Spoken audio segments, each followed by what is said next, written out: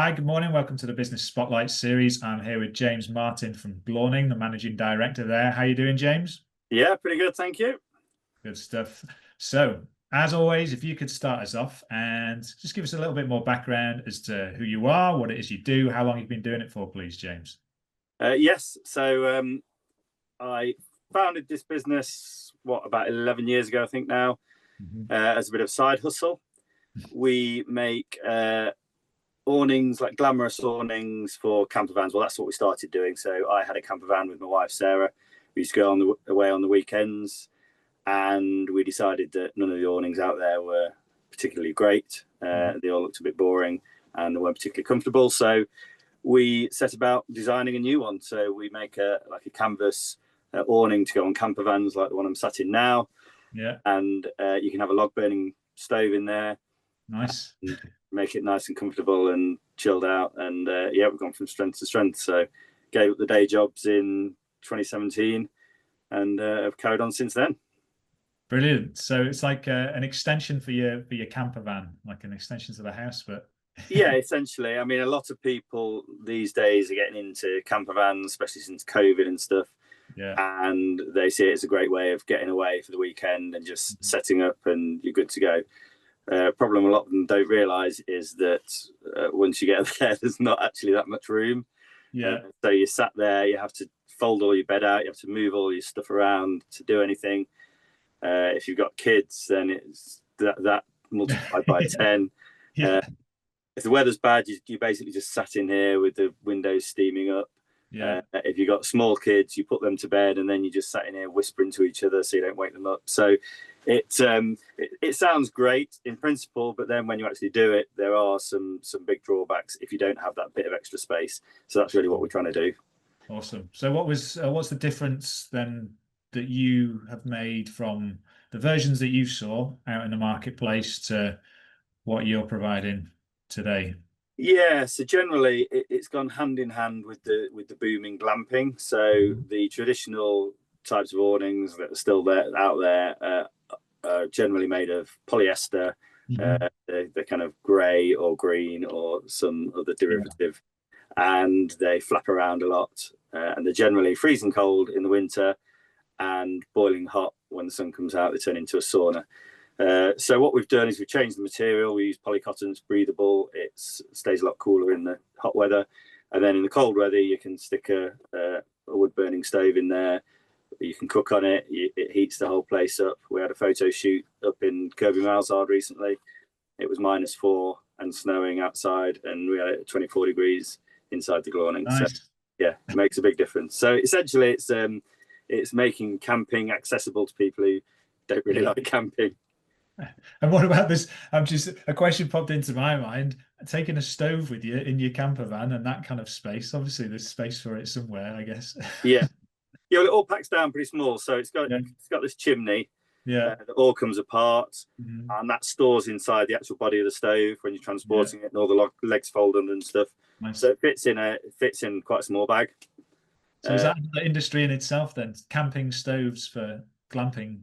Yes, well, that's it. So we started with the base product, which was the Glawning, and then we've evolved since then. So we do lots of accessories now, including the stoves, matting. We do different types of awnings now. We do an inflatable version and a pole version, and different canopies and all sorts of little bits and bobs.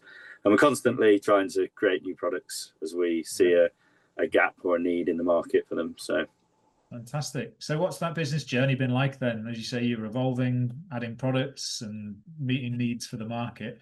Yeah. Since you started 11 years ago, you transition into full-time 2017, going through, well, what must assumably would be a bit of a peak bump during COVID times and where you are today. How's that journey been? Say one word and then maybe expand on it. Difficult.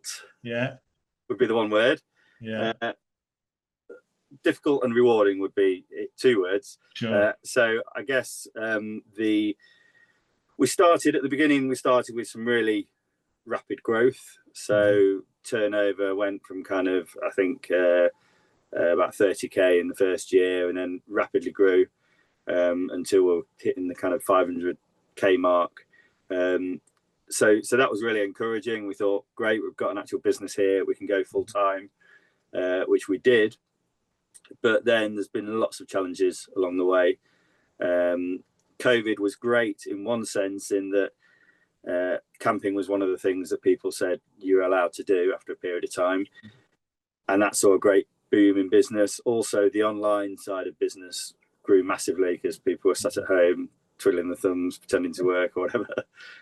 So online, I think with all online businesses, they found the same thing.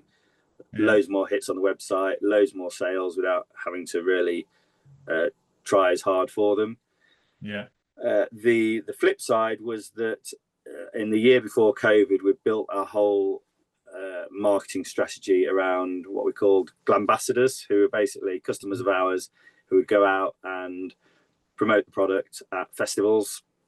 But that was going really well, and we had 56 festivals booked for COVID year. And we had some training in March of 2020 where we had all the glambassadors there. We hired a room to train them up for the whole weekend, and we put them up for the weekend, and they all went away with their packages to go and sell at festivals.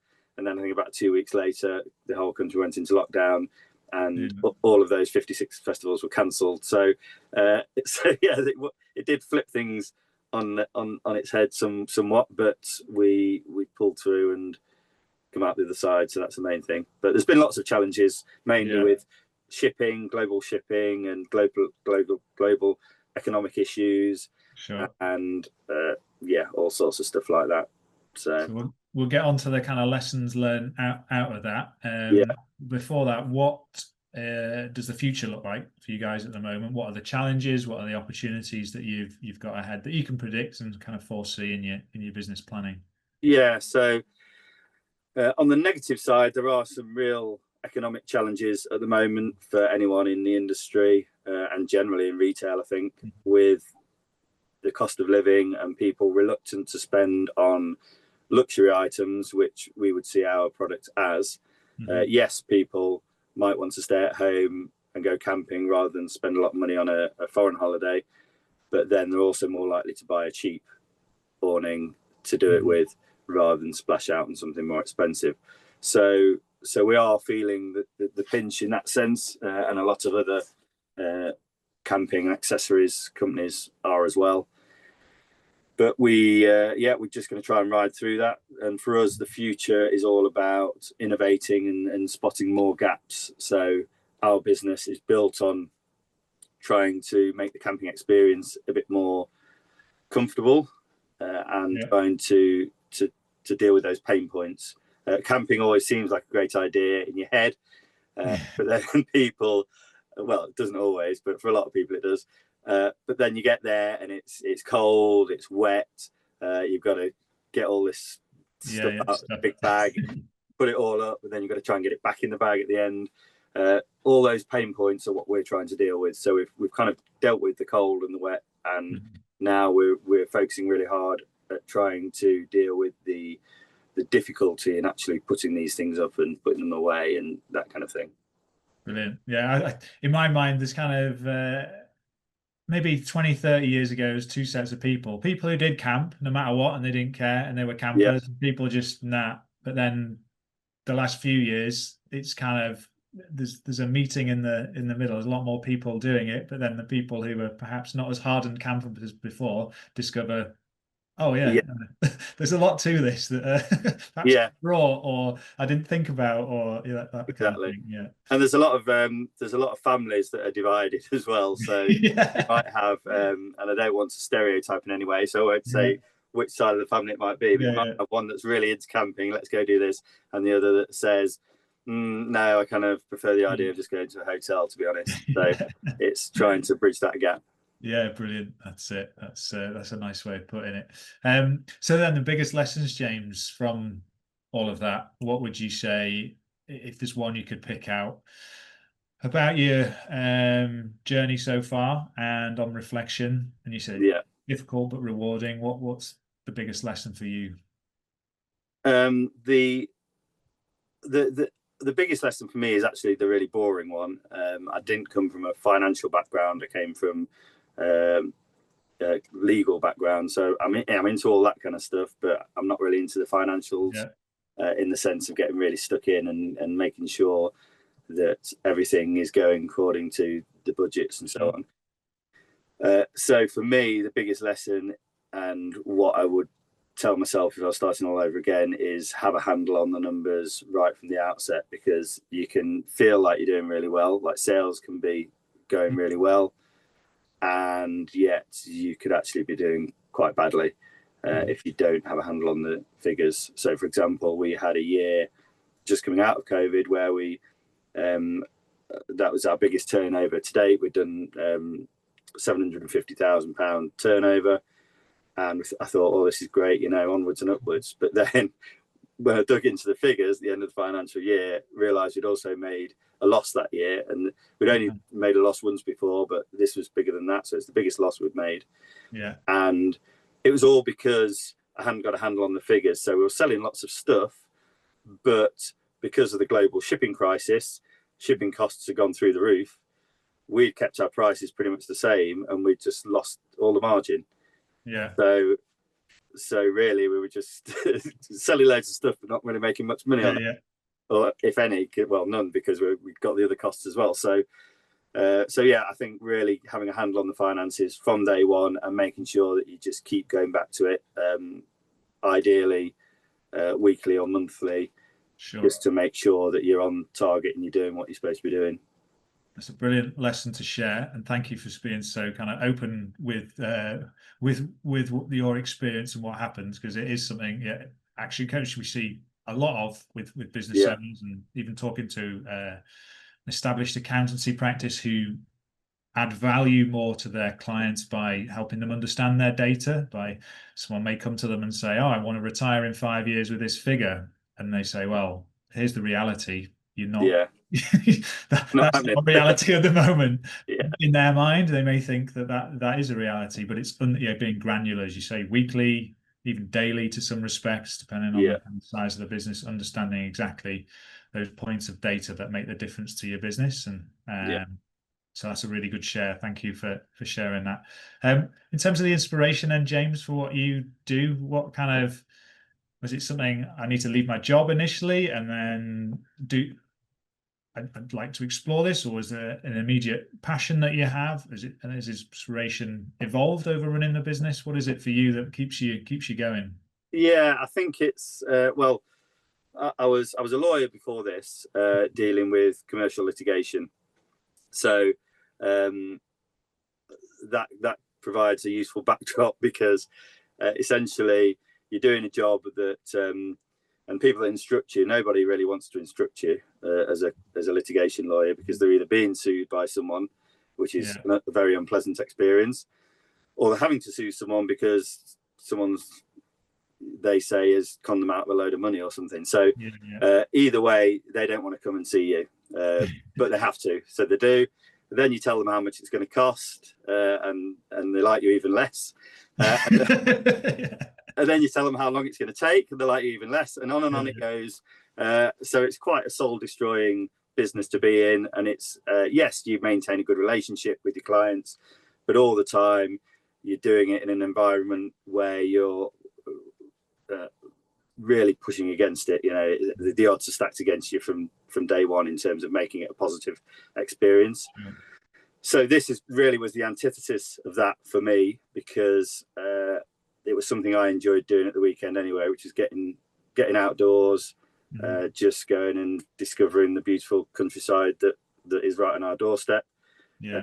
So whether that's walking or mountain biking or just getting out and looking at the scenery and enjoying a pint in a nice country pub, whatever it is. You've just ticked like my ideal weekend there. So, and that's the thing. So for us now, we are selling an experience to people. We're selling a product to people that gives them an experience that can really add to their lives and make their lives better. So that for me is the inspiration to keep going. And of course, I've got a young child now. Well, she's eight coming on 9, but looking at what kids are faced with these days. They're getting out less than we used to back in the day.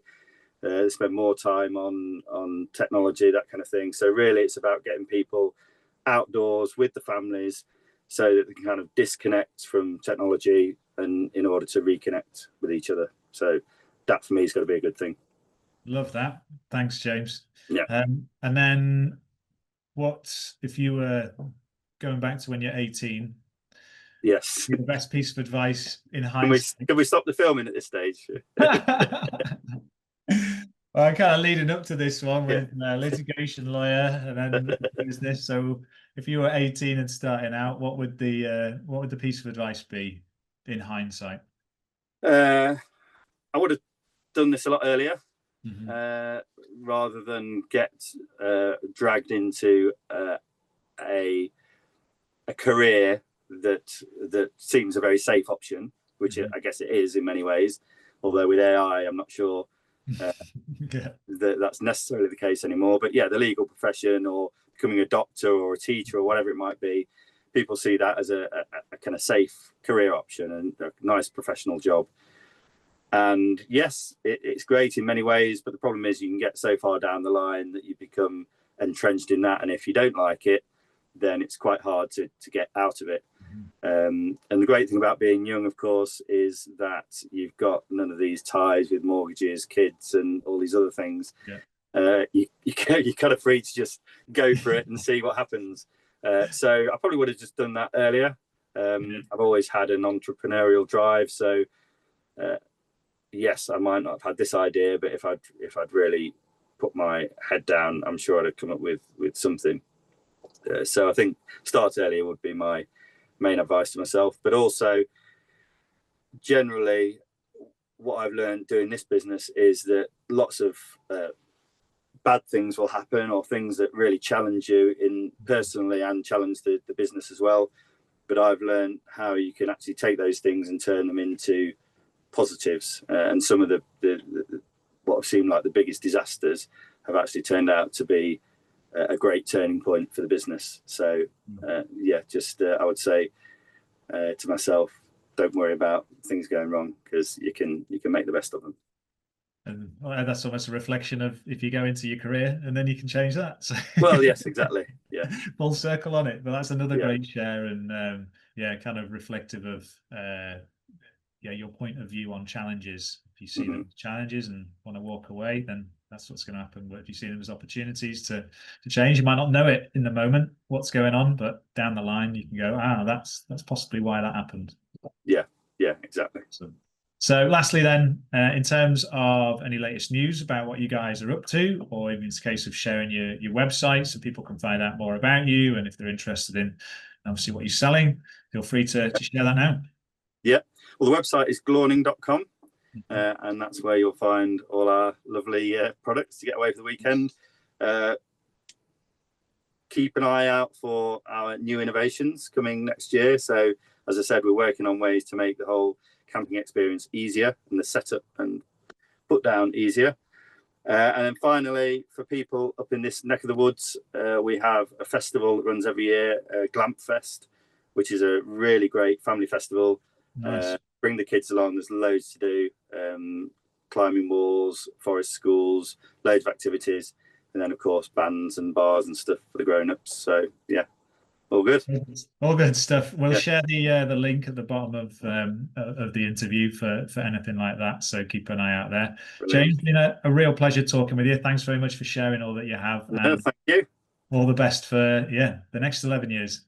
Yeah. Okay. Thank you very much.